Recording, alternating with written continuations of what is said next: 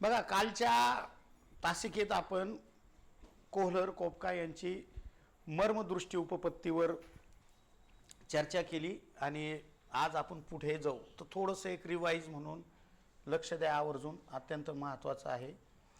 Kohler कोपका यांनी मर्मदृष्टी उपपत्ती मांडलेली आहे. त्यांनी चिंपाजी आणि सुलतान नावाच्या माकडावर प्रयोग केला. त्यांचं असं म्हणणं होतं की समस्या ह्या व्यक्तीने किंवा विद्यार्थ्याने कशा सोडवल्या पाहिजे, त्या मर्मदृष्टीने सोडवल्या पाहिजे. आणि शिक्षकांनी वातावरण निर्मिती करा, सभोवतालच्या वातावरणाचा मुलाला काय करता आला पाहिजे, योग्य असा वापर करता आला पाहिजे. आणि त्या वापर करण्यालाच मर्मदृष्टी असं म्हटलं जातं. जसं त्या पिंजऱ्यामध्ये शेजारी अवतीभोवती बॉक्स होते आणि त्या माकडाला कळालं जर मला उंचवरची जर केळी घ्यायची असेल तर बॉक्स एकावर एक ठेवून मी माझी स्वतःची उंची वाढवू शकतो. जर पिंजऱ्याच्या बाहेर जर बांधून केळी असेल, मी जर काठीला काठी जर लावली तर माझी हात आणखीन दूर जाऊ शकतात. ही मर्मदृष्टी त्याच्यामध्ये विकसित झाली सभोवतालच्या वातावरणामुळे. म्हणून असं सांगायचं आहे की मुलाक्षरे शिकवताना काय करा, सुटे सुटे शिकू नका, ते एकत्रित शिकवा. म्हणजे मुलांना त्याचा काय लागेल, अर्थ लागेल. अर्थ लागेल म्हणजेच त्याला मर्म कळेल. घटक वेगवेगळा न शिकवता एकत्रित शिकवावा की जेणेकरून तो घटक समजेल मुलांना. परस्पर घटकांचा संबंध मुलांना काय करा, लक्षात आणून द्या. मी तुम्हाला म्हणलो होतो मागच्या वेळेस, तुम्हाला जर घातांक नावाचा चॅप्टर शिकवायचा असेल, घातांक, तर घातांक शिकवायच्या अगोदर तुम्हाला वर्ग कळाले पाहिजे, घन कळाले पाहिजे. वर्ग आणि घन जर कळले तर ऑटोमॅटिक घातांक समजतो किंवा सोपं जातं. तसंच बांधवांनो, तुम्हाला जर वाक्यरचना चांगल्या समजायच्या असेल तर तुम्हाला शब्दाच्या जाती म्हणजे पार्ट्स ऑफ स्पीच समजलं पाहिजे, टाईप ऑफ सेंटेन्स समजलं पाहिजे. त्यानंतर तुम्ही काय करू शकता, वाक्यरचना किंवा स्ट्रक्चर तुम्हाला छान पद्धतीने सोडवता येईल त्यावर क्वेश्चन. हे म्हणजे संबंध असतो प्रत्येकाचा काही ना काही, त्याशिवाय ते लक्षात बसत नाही. ज्याला बांधवांनो महाराष्ट्राचा भूगोल चांगला समजला त्याला ऑटोमॅटिक भारताचा भूगोल समजत असतो. ज्याला भारताचा समजला त्याला जगाचा समजायला आणखीन काय होत असतं, सोपं होत असतं. त्यामुळं आपली पद्धत ही समकेंद्रित पद्धत आहे. आधी गाव, नंतर तालुका, नंतर जिल्हा, महाराष्ट्र, त्यानंतर राज्य, म्हणजेच मग नंतर देश, नंतर खंड, खंडानंतर पृथ्वी, पृथ्वीनंतर तुमचं विश्व, अशी ही केंद्रित पद्धत असते. म्हणून परस्पर संबंध लक्षात ठेवा. परत म्हणतो गोष्ट सांगताना तिचा काय सांगा, सार सांगा. अत्यंत महत्त्वाचा आहे सार. सार काय आहे, अत्यंत महत्त्वाचा आहे. ह्या अत्यंत काय आहे, महत्त्वाच्या गोष्टी आहेत. मग यावर काही प्रश्न आलेले आहेत, ते प्रश्न आपण काय करूया, बघूया. बघा काय प्रश्न आहे, व्यक्ती व तिच्या सभोवताली वातावरणात यातील आंतरक्रियातून प्राप्त झालेल्या दृष्टीदार समस्या सोडविल्या जातात, याला काय म्हटलं जातं, असं कोणी सांगितलंय, कुणाचं मत आहे? हे समस्या आहे बरं का. इथं काय आहे, हे समस्या. काय शब्द येतो, समस्या असा शब्द आहे, लक्षात ठेवा.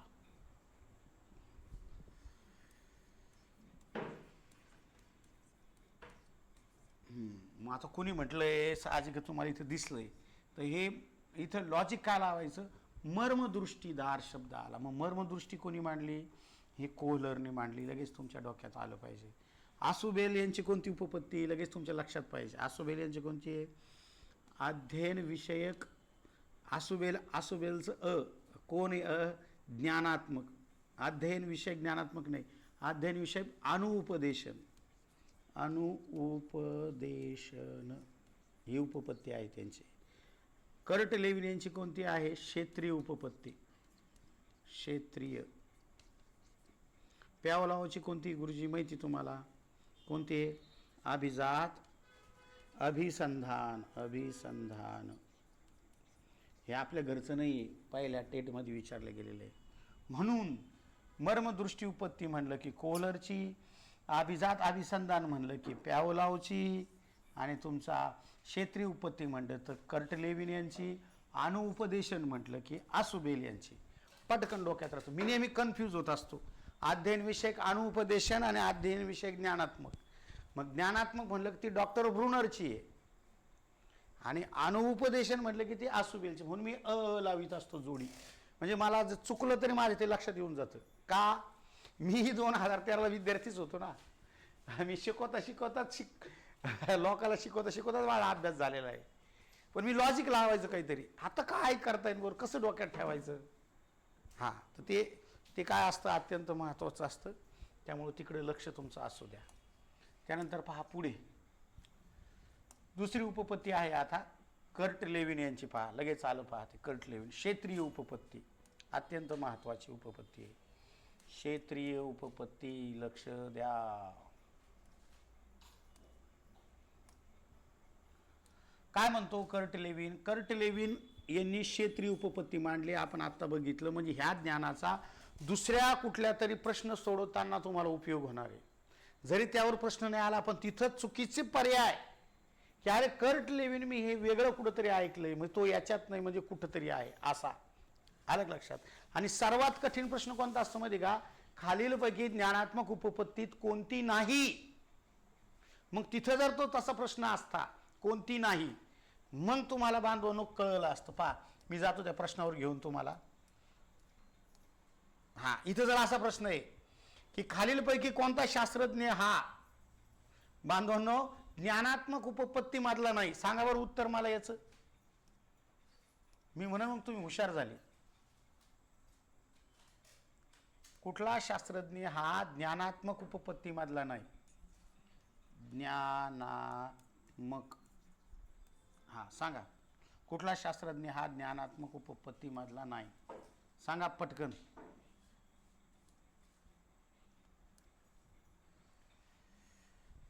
सांगा सांगा सांगा सांगा. त्या काल म्हणलं होतं तुम्हाला, तक्ता पाठ ठेवा, तक्ता पाठ ठेवा, तक्ता पाठ ठेवा.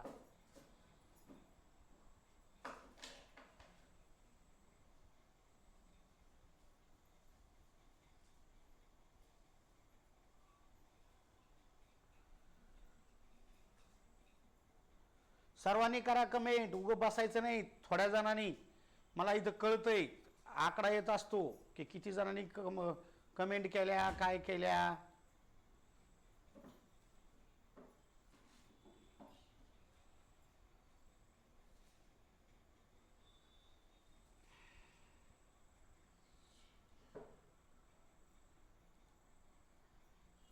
ओके, अगदी बरोबर, अगदी बरोबर.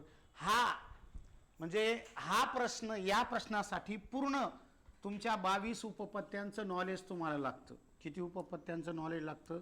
22 उपपत्त्यांचं नॉलेज लागतं, त्याशिवाय ते समजत नाही. मग आसुबेल हा ज्ञानात्मकमध्ये आहे, कर्ट लेविन ज्ञानात्मकमध्ये आहे, कोहलर कोपका ज्ञानात्मकमध्ये आहे, आणि हा नाही आहे. लगेच तुमच्या डोक्यात यायला पाहिजे. मग हा कशाचा आहे? हा सहाचार्यवादी उपपत्तीमध्ये आहे. सहाचार्यवादी, हां लगेच कळला पाहिजे.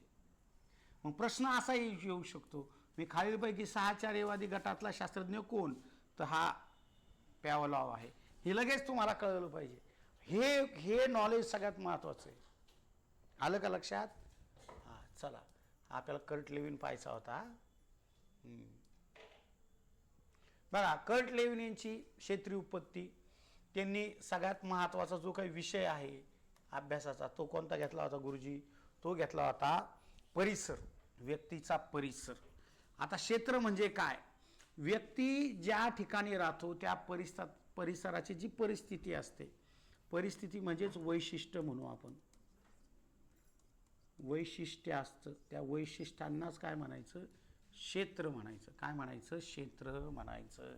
लक्षात ठेवा. मी तुम्हाला एक सांगतो पहा गोष्ट, की मी लहानचा मोठा धार्मिक क्षेत्रात झालेलो आहे. माझा जन्म पैठणचा आहे, माझं शिक्षण आळंदीला पूर्ण झालं. त्यामुळं अनेक साधू संत, देवी देवता यांच्यावर अप्रत्यक्षरित्या माझ्यावर प्रभाव आहे. मी बोलायला लागलो का मला आपोआप संतांचे अभंग वचनं आठवतात. मग वेगवेगळे संत असतील वेगवेगळ्या याच्यातले, का त्या परिसरात माझा काय झालेला आहे? मी लहानचा मोठा झालेलो आहे. आणि खास करून शिष्य, गुरु, देशभक्ती, राष्ट्र ह्या नावाशी मी जास्तच काय आहे? अवतीभोवती. म्हणून माझ्या बोलण्यातून तुम्हाला पहा नेहमी सगळं असं थोडंसं वेगळं वाटेल तुम्हाला. आलं का लक्षामध्ये? आणि दुसरी एक गोष्ट की एक चित्रपटातील सुद्धा उदाहरणं मी तुम्हाला देतो. का? मी लहान असताना खूप चित्रपट पाहिलेले, कारण अपंग असल्यामुळे सतत मैदानात खेळू शकत नव्हतं. क्रिकेट हा खेळ जर सोडा विशिष्ट काळापुरता, तर मी सर्वात जास्त मनोरंजनाचं माझं साधन म्हणजे चित्रपट राहिलेले. त्यामुळं म्हणजे खूप चित्रपट मी पाहिलेले आहे आयुष्यामध्ये. खूप सर्वाधिक वेळ माझा चित्रपट पाहण्यातच गेलेला आहे. तर त्यामुळं मला अनेक चित्रपटाचे किस्से खूप काय होतात, आठवतात प्रत्येक वेळेस. नॅचरली संत नाही तर चित्रपट हे दोन गोष्टी माझ्या नैसर्गिक समोर येतात. याचं कारण काय आहे? त्या वातावरणात मी वाढलेलो आहे. त्यामुळं शिक्षकाने काय करायचं माहिती का, आपल्या मुलाच्या अवतीभोवती असं वातावरण तयार करायचं की मुलाचा आपोआप काय झालं पाहिजे, विकास झाला पाहिजे. दुसरी एक गोष्ट, एखाद्या व्यक्तीचा जर जीवन कक्षेचा अभ्यास करायचा असेल तर कोणत्या काळाचा अभ्यास करा म्हणतात? ते म्हणतात वर्तमान काळाचा. एखादा व्यक्ती असा असा होता आणि तो असा असा असेल याला महत्व नाहीये. आज तो काय आहे? आपण एक जुने लोक म्हणतात, अरे माझे पंजोबाकडं 500 एकर शेती होती. अरे ती तेव्हा होती पंजोबाकडं, आता किती तो ऐकडं? पार 500 एकराची 5 एकरावर लोक आलेले, कारण प्रपंच तेवढा वाढत गेलेला आहे. मुलं बाळ तेवढे झालेले, वाटण्या होत होत होत कितीवर आलेले? 5 एकरावर. प्रदीप सोळुंके म्हणून माझे चांगले मार्गदर्शक मित्र आहे, त्यांचे खरंच त्यांच्या पंजोबाला 500 एकर शेती होती. ते सांगतात, शिक्षकच आहेत ते, आता रिटायर्ड झाले, तर ते सांगतात की माझ्या पंजोबाला 500 एकर शेती होती आणि जर मी का त्याच भूषणात राहिलो असतो तर आज रोजी माझ्यावर 5 एकर आहे, मला 2 मुलं आहे, म्हणजे ती 2.5 झाली, त्यांना परत 2 मुलं झाली, ती 5 गुंठ्यावरच येईन म्हणे. त्यामुळं मुलांनी काहीतरी कौशल्य, काहीतरी रोजगार असा शोधला पाहिजे की त्याला जगात मागणी असली पाहिजे. मागणी नुसती तुमच्या गल्लीमध्ये, गावामध्ये, जिल्ह्यामध्ये नाही, तो कुठे असली पाहिजे? ती जगात मागणी असली पाहिजे. लोकमान्य टिळकांनी सुद्धा त्यांच्या मुलाला, ज्यावेळेस ते जेलमधून आले, ते जेलमध्ये असताना त्यांची पत्नी वारली होती. मग ज्यावेळेस वडिलाला त्यांनी आपल्या दरवाजात बघितलं तर मुलाने टाहो फोडला असा जोरात की बाबा, आणि ते रडू लागलं. तर मग साहजिकच मुलगा रडू लागल्यावर वडिलाच्या डोळ्यात अश्रू येणार. सगळे आजूबाजूला पूर्ण आनंद उत्सव करत होते लोक की बा इतक्या दिवसानंतर टिळक आपल्या घरी आलेले आहे, पुण्यात आलेले आहे. मग ज्यावेळेस जनता सगळी गेली तर त्यावेळेस ते परत मुलाजवळ जातात, मुलाला असं प्रेमाने काय करतात, त्याच्या डोक्यावरून हात फिरवतात आणि म्हणतात की तुझ्या आईची खूप इच्छा असायची की तू खूप मोठा माणूस हो, तू खूप मोठा माणूस हो, ही तुझ्या आईची खूप मोठी इच्छा होती. पण म्हणे मला तुला एक सांगायचं आहे, म्हणे तुझ्यामध्ये असलेले जे स्किल आहे, तुझ्यामध्ये असलेले जे कौशल्य आहे, तू त्याला इतकं मोठं कर, तू कुठल्याही क्षेत्रात जा म्हणे, तू डॉक्टर हो, इंजिनियर हो, किंवा काय तुला बिझनेस करायचा तो कर, पण तुझ्या त्या बिझनेसला, तुझ्या त्या व्यवसायाला, तुझ्या त्या नोकरीला विलायतेत मागणी असली पाहिजे. म्हणजे विलायतेत, त्या शब्द विलायते म्हणजे आज जग म्हणू आपण त्याला, जगाच्या व्यासपीठावरती मागणी असली पाहिजे. असं तू काहीतरी कर. आणि मलाही तेव्हा तुझ्या आईच्या आत्म्याला काय लागेल म्हणे, शांती लागेल, तुझी आई खुश होईल. आणि तुला जर तुझ्या आईला काही भेट द्यायचं असेल तर तू हेच भेट दे. तर त्यांनी त्यावेळेस म्हणले होते, तू चपलाचा का व्यवसाय करा ना, पण तुझ्या चपलाला मागणी कुठं भेटली पाहिजे? विलायतेत. आता साहजिकच टिळक हे खूप मोठ्या विचाराचे होते आणि तो त्यांचा मुलगा साहजिकच असणार ना. म्हणतात ना, शुद्ध बीजा पोटी फळे रसाळ गोमटी. त्यामुळं तुम्हाला मला सांगायचंय की तुमच्या अवतीभोवती वातावरण जसं असतं का, तसं आम्ही राहत असतो. मग हे शिक्षकांनी वातावरण निर्मिती वर्गात करा, वातावरण निर्मिती गावात करा, राज्यात करा, तर ते सक्सेस होईल. आलं लक्षात? म्हणून वर्तमान काळ महत्वाचा आहे. तुम्ही काय होते नाही ते काय लोकमान्य त्याला वर्तमान परिस्थितीचं काय सांगतात, भान सांगतात. आलं लक्षामध्ये? चला पुढे पुढे पुढे पुढे. 5 मग शैक्षणिक महत्व बघा त्याचं. हे सामाजिक कार्य झालं त्यांचं. वर्तमान काळामधील परिस्थितीबद्दल विद्यार्थ्याला मार्गदर्शन. अगदी बरोबर आहे. आज बांधवांनो, लोकसंख्या इतकी वाढलेली आहे आणि लोकसंख्या वाढल्यामुळं सगळ्यात महत्त्वाचा जो काही बांधवांनो प्रश्न आहे ते दोन महत्त्वाचे प्रश्न आहे आपले. एक म्हणजे रोजगाराचा आणि दुसरा म्हणजे संसाधनांचा. जीवन जगण्यासाठी जे काही साधनं लागतात ते एवढे बांधवांनो भविष्यामध्ये कमतरता त्याची भासणार आहे आपल्याला. ऑक्सिजन असेल, पाणी असेल, अन्न असेल, मग कंपन्यामध्ये वस्त्र निवारा झाला आहे, परंतु मूलभूत जे काही नैसर्गिक ज्या साधनं आहे हे दिवसेंदिवस काय होणार आहे, कमी पडणार आहे. आणि एकेकाळी अन्नासाठी जे वेळेस आपण बांधवलो युद्ध व्हायचे, लोकांचे भांडणं व्हायचे, वाद व्हायचे, आज तीच परिस्थिती आलेली आहे.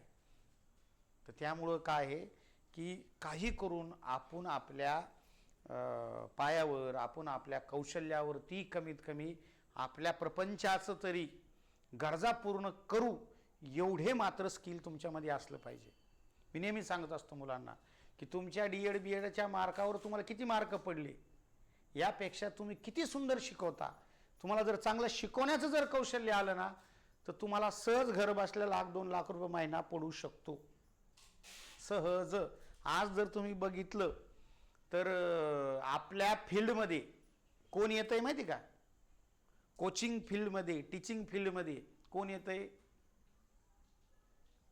की डॉक्टर्स असेल, इंजिनियर्स असेल, हे लोक येऊ लागले. का? 1-2 तास शिकवलं की ₹1,00,000-1,50,000 महिना पडतो.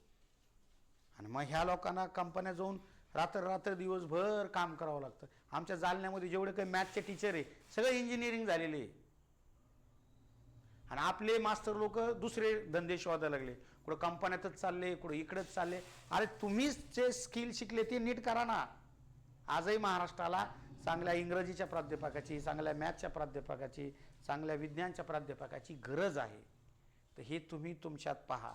आज ही वर्तमान काळाची काय आहे परिस्थिती आहे, मी तुम्हाला तीच सांगितली. त्यामुळे ते माहिती पाहिजे आपल्याला. काय पाहिजे? माहिती पाहिजे. मी बोलतो ते बरोबर आहे का चुकीचं आहे सांगा पहिले. अध्ययनाची सवय लावा मुलांना. नुसतं तुम्ही शिकून पोरं हुशार होणार नाहीये. आपण त्याला अध्ययनाची सवय म्हणजे काय म्हणू आपण त्याला? एक इंग्लिशमधले खास शब्द आहे पहा, सेल्फ स्टडी, स्वयंस्फूर्त अभ्यास, स्वयंस्फूर्त अभ्यास, स्वयंस्फूर्त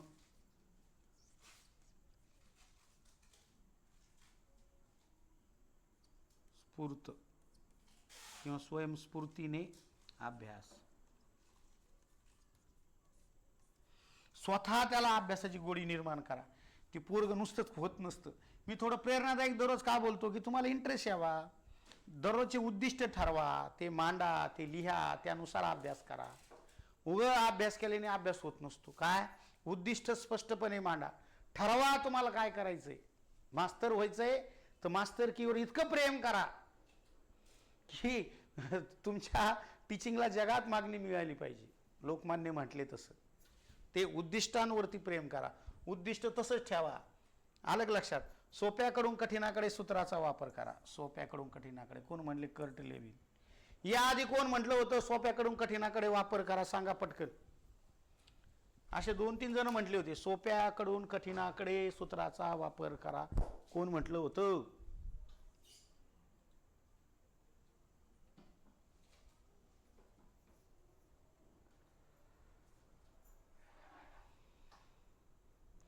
अगदी बरोबर, स्किनर म्हटला होता. स्किनर, एकदम बरोबर. Very good. बरोबर बरोबर बरोबर बरोबर बरोबर बरोबर. स्किनर म्हटला होता. Very good.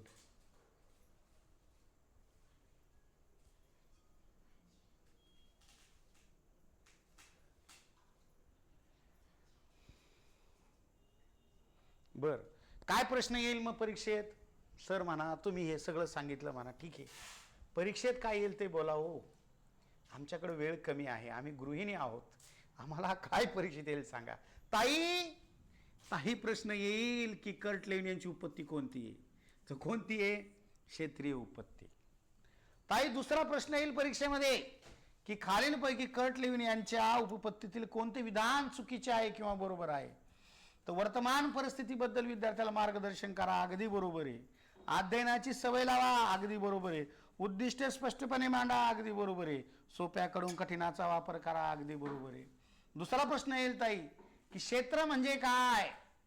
तर तुम्ही ज्या ठिकाणी राहता त्या ठिकाणची जी परिस्थिती असते, ते जे काही वैशिष्ट्य असतं त्याला क्षेत्र म्हणायचं. कळतंय? कळतंय. ताई म्हणतात कळतंय. बघा, आणि तुम्हाला चरित्र लिहायचंय. जीवन कक्षा म्हणजे चरित्र असतं. एखाद्याचा चरित्राचा अभ्यास करायचा, तर तुम्ही बांधवांनो भूतकाळावरती भविष्य काळावर नका लक्ष देऊ. वर्तमान काळ महत्वाचा आहे. काय महत्वाचं आहे? वर्तमान काळ. असे हे बाबांनो कर्ट लेविन होते. हे तुमच्या लक्षात राहिलं पाहिजे. ठीक आहे, चालायचं का पुढं? पुढं जायचं का? Yes no yes no yes no पटकन.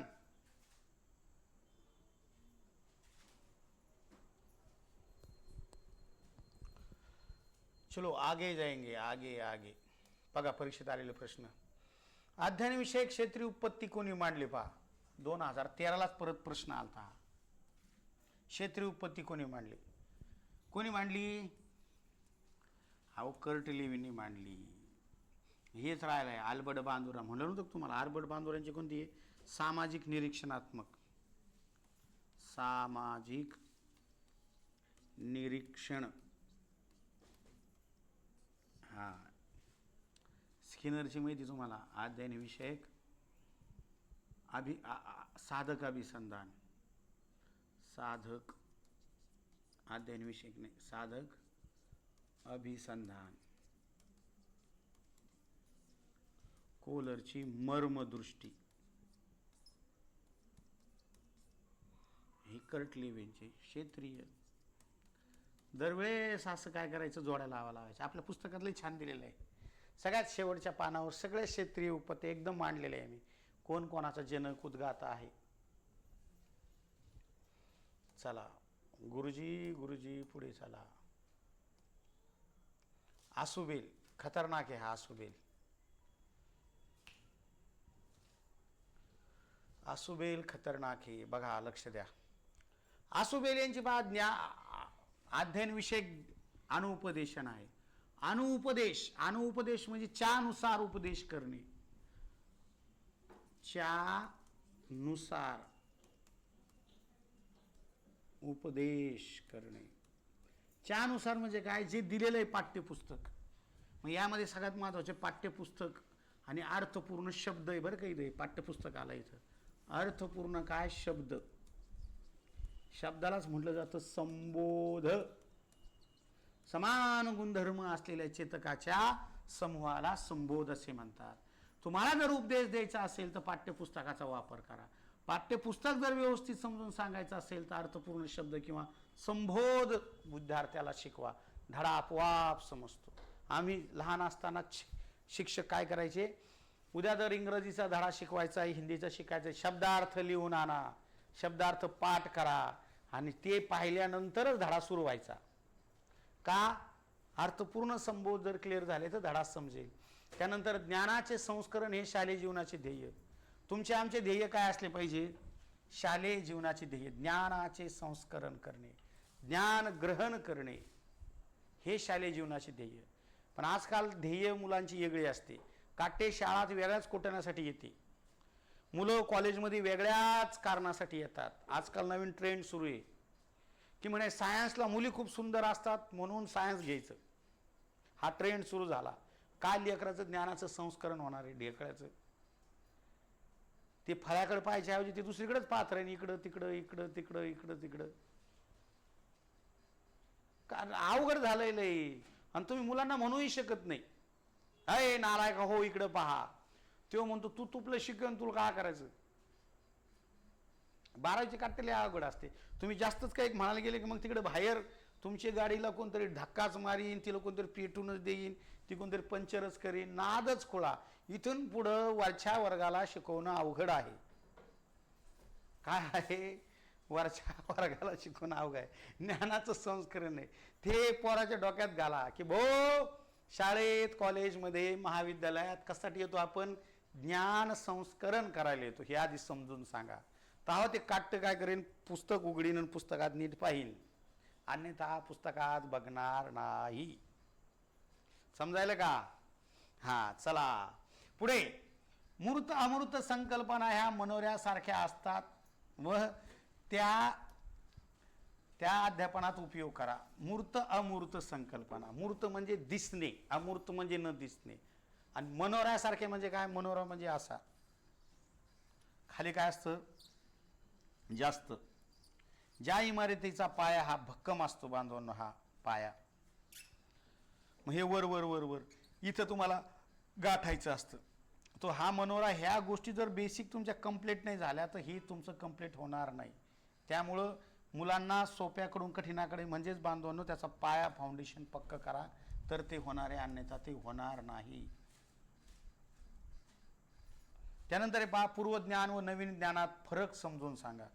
जे जुनं ज्ञान हे नवीन ज्ञान. मी तुम्हाला म्हणत असतो पहा नेहमी की वर्णमाला अजूनही जिल्हा परिषद पर्यंत जुन्या शिक्षकांपर्यंत वर्णमाला गेलीच नाही. आपण लोकल जर म्हणलं ना, सांगा मराठी भाषेत एकूण वर्ण किती, सांगा बरं तुम्ही, मराठी भाषेत एकूण वर्ण किती सांगा पटकन भाऊ. किती जण हुशार आहे?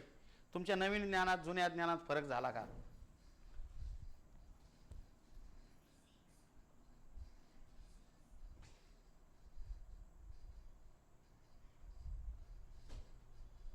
हा, अगदी बरोबर, 52. हा, अगदी बरोबर. सांगा वॉवेल्स म्हणजे स्वर किती आहे एकूण? पटपट पटपट सांगा. नवीन ज्ञानात जुन्या ज्ञानात फरक पाहू आपण.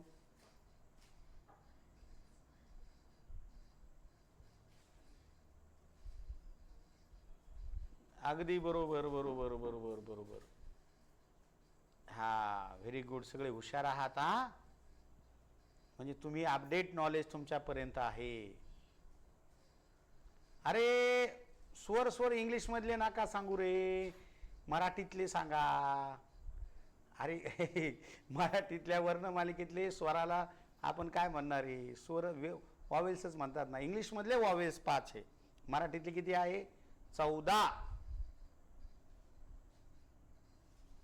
हा, 12 नाही ना शुभांगी ताई,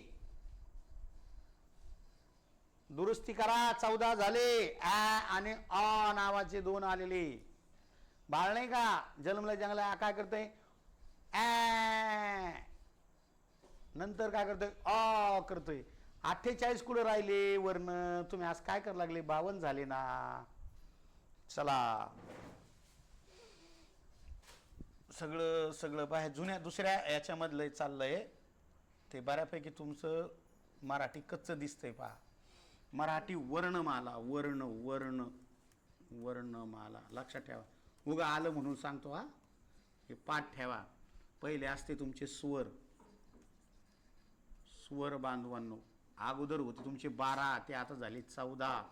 नव्याने जे 2 आलेले आहे नव्याने ते आहे ॲ आणि हे अ. लक्षात ठेवा. तुमचे व्यंजन बांधवांनो अगोदर किती होते? 34, आता झाले ते 36. आले लक्षात? किती झाले ते? 36. कोणकोणते आले? क्ष आणि ज्ञ हे 2 आले. याला काय म्हणतात? संयुक्त व्यंजन म्हणतात त्याला, संयुक्त व्यंजन. हा, आणि तुमचे स्वरादी ऑलरेडी होतेच. किती स्वरादी किती होते? 2. जशाच तसे आहे ते. हम आणि हा हा. काराबरीची बेरीज किती होती? ही झाली 4 आणि 6 10 10 आणि 2 12 12शी 2 हात चाला 1 हे 1 आणि 3 4 आणि 1 5 झाले 52. बघा असा हिशोब आहे. डोक्यात ठेवा. आधी 34 असायचे व्यंजन, आता ते किती झाले? 36 झाले. हे लक्षात असू द्या. हे 2 आणि हे स्वरातले 2 असे तुमचे वाढले आणि याची संख्या झाली 52.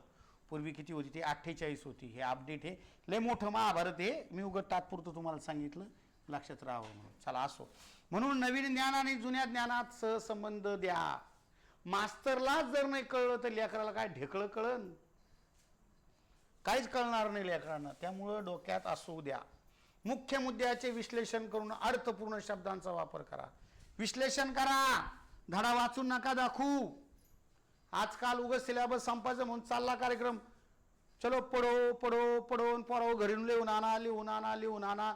चाचणी घ्यायची असली इंग्लिश मिडियमच्या शाळेत त्या मुलांना आधीच प्रश्न सांगतात हे टीचर लोक. माझा मुलगा आहे फर्स्ट क्लासमध्ये, त्याची जर टेस्ट असेल तर त्याच्या वहीवर ती मॅडम प्रश्न लिहून देते आणि सांगते आईला की हे लर्न करून या, अभ्यास करून या नाही म्हणणार, लर्न धिस असं लिहिलं जातं.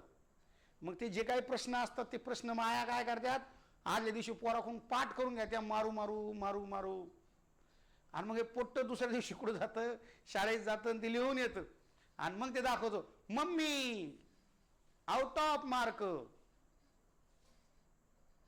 आणि मग असे लेकर काय होते म्हणजे का 10वी पर्यंत जाते आणि हे 11वी 12वी सायन्सला गेले का ढिसक्याव, कारण त्याला सवय लागलेली आहे 10 वर्ष की उद्या परीक्षेत काय येणार आहे त्याच्या आदल्या दिवशी त्याच्याकडे ती प्रश्नपत्रिका असते. काय ढेकळायचा विकास होणार आहे पोराला आणि कसे शास्त्रज्ञ बनते भारतातले पाट्टे, शक्यच नाही ते. मला तर आश्चर्य वाटलं की अरे काय म्हणलं तू उद्याची परीक्षा करून येणार आहे त्या आदल्या दिवशीच तू याकडे प्रश्न असते, अशी कशी शाळा. जाऊ दे आता काय सगळा सत्यानाश झालेला आहे. चला पुढे पुढे पुढे. त्यामुळं विश्लेषण करा, समजून सांगा, अर्थपूर्ण शब्दाचा वापर करा. जी खरी परिस्थिती ती मी मांडत असतो. ज्ञान ग्रहण करणे हे शालेय जीवनाचे ध्येय. अगदी बरोबर आहे, आम्ही वरतीच पाहिलंय. पाठ्यपुस्तकावर भर द्या, अत्यंत महत्वाचं. हे 4 मुद्दे परीक्षेत येणार. चुकीचा शब्द ओळखा, योग्य पर्याय कोणता आहे, तर पूर्वज्ञान, नवीन ज्ञान अत्यंत महत्वाचं, मुख्य मुद्दे महत्वाचे, ज्ञान ग्रहण करणे महत्वाचे, पाठ्यपुस्तक सुद्धा अत्यंत महत्वाचं आहे. हे आसोबल यांनी सांगितलेलं तत्वज्ञान आहे. त्यांनी अध्ययन अणुउपदेशन म्हणजेच पाठ्यपुस्तकाचा वापर करा याचं अत्यंत महत्वाची गोष्ट केली. जर पाठ्यपुस्तक नसते तुम्ही नुसते गप्पाच मारल्या असत्या. ज्या ताईला चांगला डान्स येतो ती बेस्ट पोरासंग पोरं घेतली असती 2-4, सुरू ताईचा कार्यक्रम, सांस्कृतिक विभागाची तयारी पार वर्षभर. ताईचं बेस्ट हाऊस होती डान्स करायची. लहानपणी पप्पानी कोणी डान्स करून दिलेला नसतो. शाळात लेकरात आले की सुरू डांकी नाटांग डडांग डडांग डिंग डंग डंग डिंगेंग नडंग डिंगेंग नडंग. मग काय आणि हे सोशल मीडियावर पण हे मीडियावाले असेच व्हायरल करते त्या मॅडमचा आणि त्या लेकरांचा डान्स. आमच्यासारखे पार घाम पुसूच परेशान होतो आम्ही दररोज वर्गात. 100 लेकरं आणि मॅडमचं बेस्ट चाला नाही. आमचं सांस्कृतिक कार्यक्रमाची तयारी सुरू आहे. वा रे वा मॅडम, आणि तुमचा सांस्कृतिक कार्यक्रम चला असो. भर द्या पाठ्यपुस्तकावर. डान्स बस झाला, चित्र बस झाले, गाणे ठीक आहे. समजा कविता एखादी तुम्ही चाल लावली वर्गात म्हणली ठीक आहे, आता डान्सच जास्त आला. जिल्हा परिषद ग्रामीण भागामध्ये पालकाचे भांडणं होते, माझ्या मुलीला तुम्ही डान्सचा चान्स द्याला नाही. जुन्या काळात गावामध्ये मुलीला नाचवलं जात नव्हतं, आता स्पर्धा लागली की मायापोरीचा कस का डान्स नाही होत पाहतो मी. जर उशीर झाला तर ती जाते धमक्या देते याच्या मला मायापोरीचा डान्स लावा लवकर. तिचा डान्स पाहिला तिची माय, तिचा बाप, तिचा आजा, बाबा बाबा, गावातले 10-12 बाया, अख्खं बचत गट तिथं हजर आणि असे मोबाईल धरते सुरू. आणि कधी कधी हे पहिली दुसरीतले लेकरं नसतात का, यांना डान्स करता येत नाही ना, तर समोर त्यांची मॅडम असती. मग मॅडम डान्स करते आणि मग मुलं पण करते असं असं. मग मॅडम अशी अशी करते, मुलं पण अशी अशी करते. अरे देवा देवा, हे असा सगळा कार्यक्रम सुरू आहे पहा. काय सांगा तुम्हाला. तर हे तसं करू नका. कशावर भर द्या मास्तराहो? मास्तराहो गुरुजी पाठ्यपुस्तकावर भर द्या. हे अत्यंत महत्त्वाचं आहे. माझं काहीच म्हणणं नाही बरं का. तुम्ही म्हणता ना आज सरनी लईच मास्तर लोकांचं कार्यक्रम, मास्तर लोकांचे आज याच्यावरच आले म्हणते काही शनीच लागला काय कोण मागं. तर हे खरं आहे, रिअल फॅक्ट आहे ती बोलतो मी. खरं आहे का खोटं आहे? खरं सांगा. खरं आहे खोटं आहे? तसं होतं की नाही? तुमचे पण लहान लहान लेकरं असतील ना बारा, तसं होतं की नाही? आणि नुसतं अरे परत त्या ड्रेसला 1000 रुपये घेते रे, काय सांगा तुम्हाला. हा माझी मुलगी आता 6वीला गेली, मला सगळा अनुभव येऊन गेला त्याचा. काही नाही, ते स्नेहसंमेलनाच्या कार्यक्रमाचा ड्रेस 1000 रुपयाला कुठं असतो होय?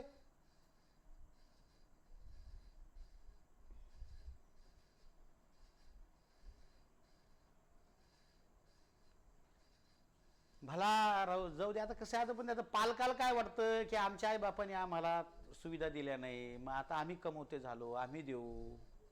एखाद्या बापाला जरी आवडत नसेल तर माय लय डेंजर असते ना. माय म्हणती ना, माझ्या लेकीचं काही कौतुकच नाही तुम्हाला, मी नाही नाचले पण माझ्या पोरीला नाचूच द्या. काय मी नाही नाचले कधी स्टेजवर, पण माझ्या मुलीला नाचूच द्या. काय नाचू द्या.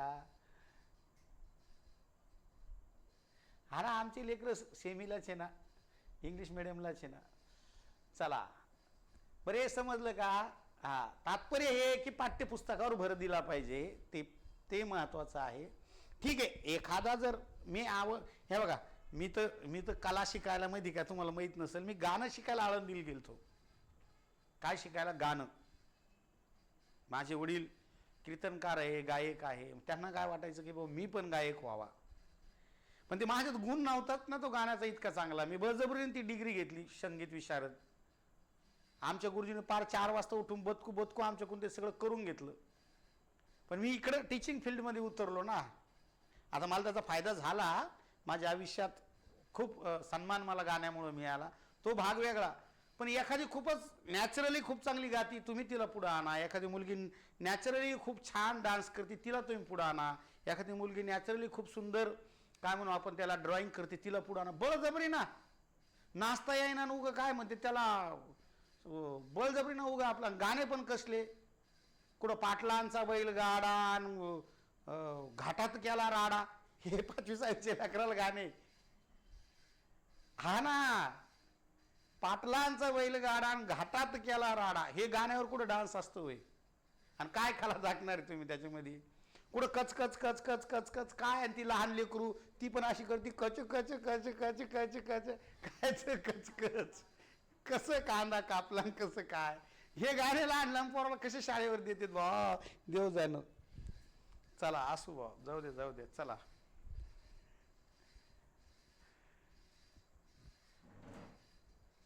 चला गुरुजी लक्ष द्या. अवघड झालंय, शिक्षण पद्धती बदलावं लागेल. तुमच्यासारखे हुशार लोक ज्यावेळेस जातील ते मग काहीतरी योग्य करतील. काय असतं, पापड लोणचं, काही जे जेवणाबरोबर जे आदर पदार्थ आहे का, ते प्रमाणातच लागतात. तुम्ही जर सगळे पापडच आणले, लोणचंच आणलं, चटण्याच आणल्या, कांदाच आणला, कोशिंबीरच खात बसलेत, कसं जमणार आहे? भाजी भाकरी इज मोस्ट इम्पॉर्टंट, नंतर पापड लोणचं वगैरे. त्यामुळे पाठ्यपुस्तकावर भर द्या. परत एकदा सांगतो, आसुबेल अध्ययन विषयक अनुपदेशन, पाठ्यपुस्तकावर भर. ज्ञानाचे संस्करण हे शालेय जीवनाचे ध्येय. मूर्त अमूर्त संकल्पना, ज्ञान नवीन ज्ञानात भरत, मुद्दे विश्लेषण करा, पोपटपंची करू नका. ज्ञान ग्रहण करणे आणि पाठ्यपुस्तकावर भर महत्वाचं आहे. चला बरं, तुम्ही मला सांगा, मी शिकवलेलं तुम्हाला समजतं का रे? ओ गुरुजी, मी शिकवलेलं समजतं का तुम्हाला?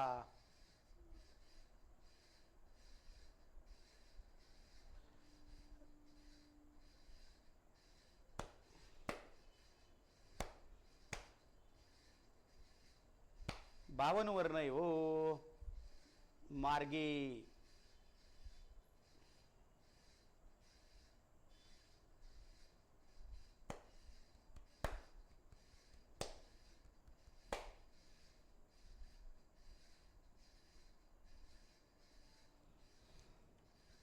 हा चला,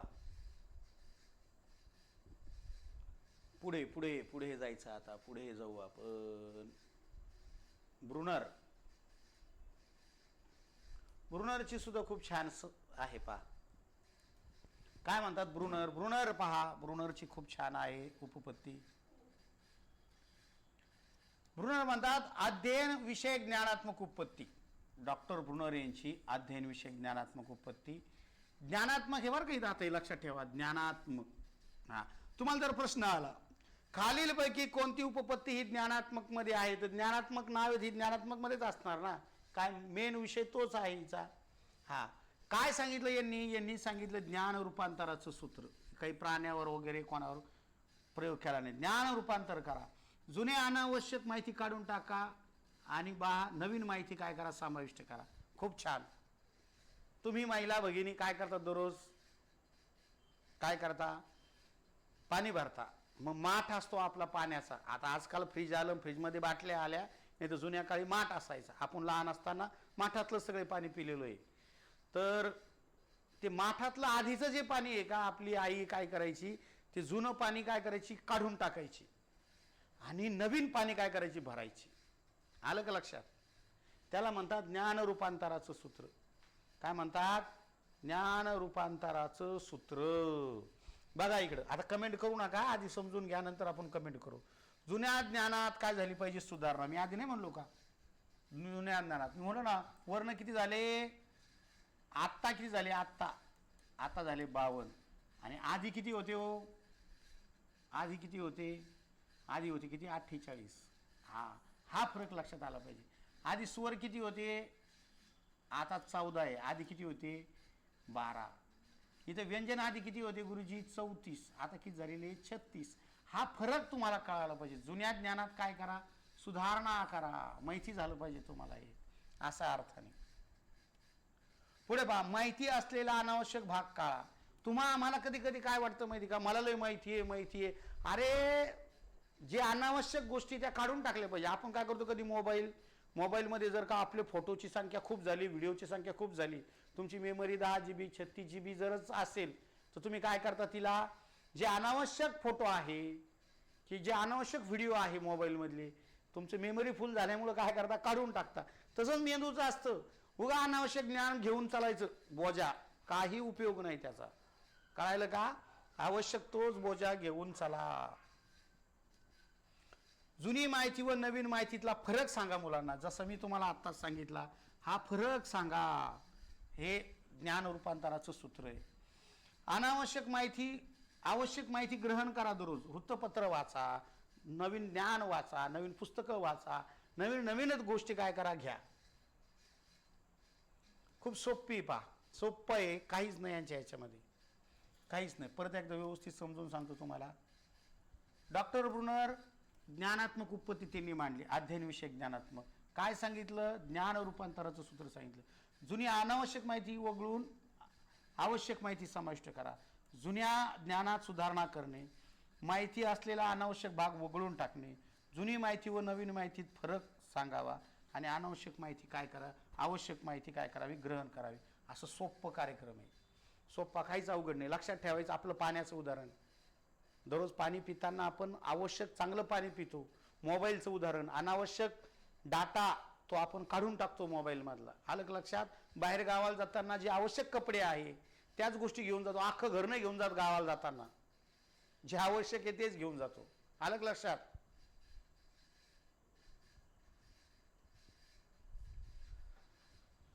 समजलं का? सांगा. बर टाकतो, पुस्तकं टाकतो.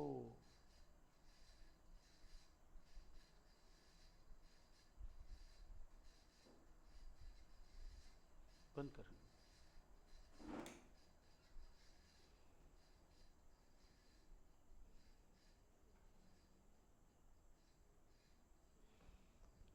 चलो आगे जाएंगे, आगे.